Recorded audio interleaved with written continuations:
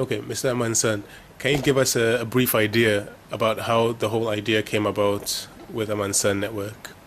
Yes, some years back when I was in Wolverhampton, I happened to work with Refugee and Migrant Center, and I met a lot of people. A lot came with their problems, talking about immigration, some counseling, and what have you. And I had a second thought with my background as a media personnel. What can you do to help your people? So I relocated to London, and I happened to pop up to a presenter who sent me to Radio Focus. Luckily, whilst there, I became their general manager. I then brought about a program called Akwentu Munsem, literally meaning traveling matters. I handled that program for about 3 years, handling immigration issues, social issues, and anything that is disturbing our people in the diaspora. And that earned me the name Amansan Boafo, which means everyone's helper. And whilst helping people, as the name says, I got the notion that why don't I do something that will continue helping our people. So Akwentu Munsam was launched, and a magazine was started. That was Amansan Magazine. The people who got involved, I then termed them as Amansan Network because they were professionals. Later on, I decided to register it and then have a radio station that will also educate our people. That's Amansan FM UK, which is now in Milton Keynes. And it's something that we have come up to help our people, to educate. What Ghana did for us is about time we also give it to our people. So my brother, that's how the whole thing came about. Okay, you've mentioned that you are now in Milton Keynes. Yeah. Do you give a lot of help to our people, like you've said, in Milton Keynes?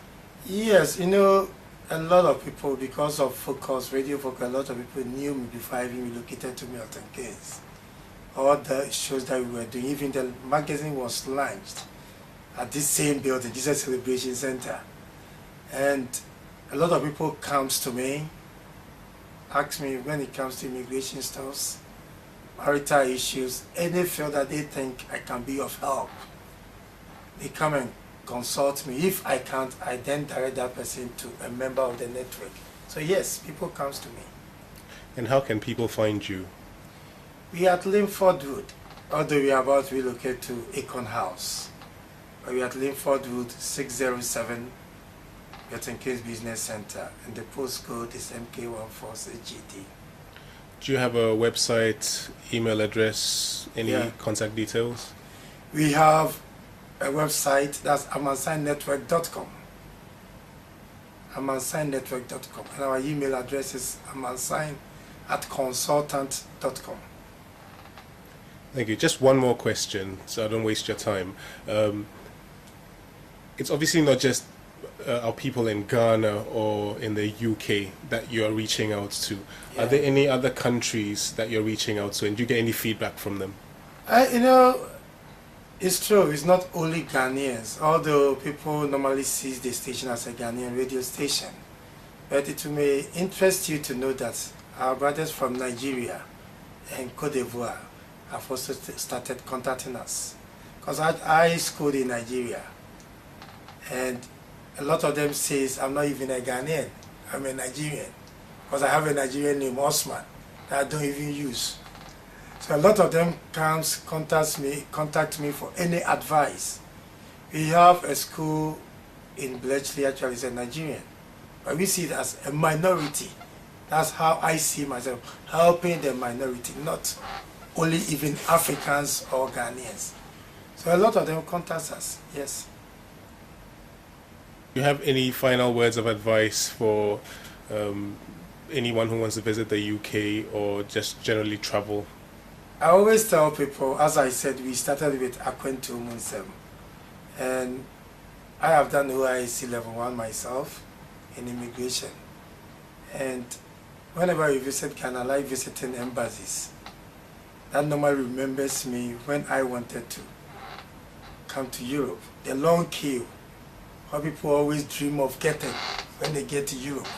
Because we all of us thought maybe in the morning, Madame Lizzie, that's the queen, will be giving us manners. And when we got here, we realized it wasn't like that. Some of us, sometimes you regret of coming here, but you are already here. And when you take their water, you can't go back. When you drink their water, you know you will forever be here, because people will look up to you.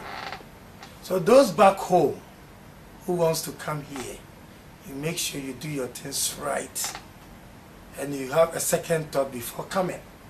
Those of us here too, there are a lot of opportunities. You know, somebody can just be in a factory throughout his life. I have disguised myself countless occasions. I'm looking for a job.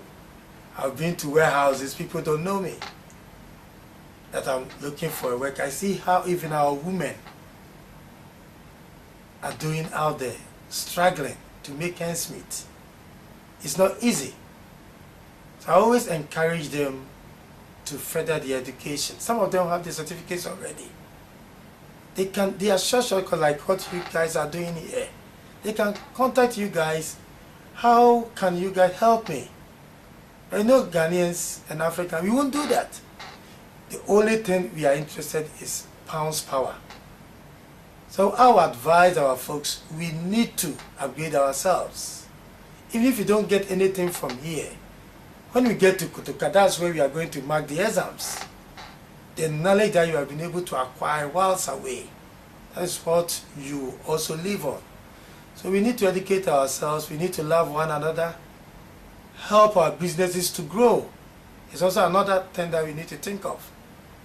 When they realize our fellow brother or sister have a business, we will not patronize, but rather go to a foreigner's own, because we think ours is not good. But you know, when you help your brother, at the end of the day, you are helping your own nation, and you are helping your own people. So that's another aspect that I also entreat our people to think of. Thank you. Thank you very much. That's nice. That's solid.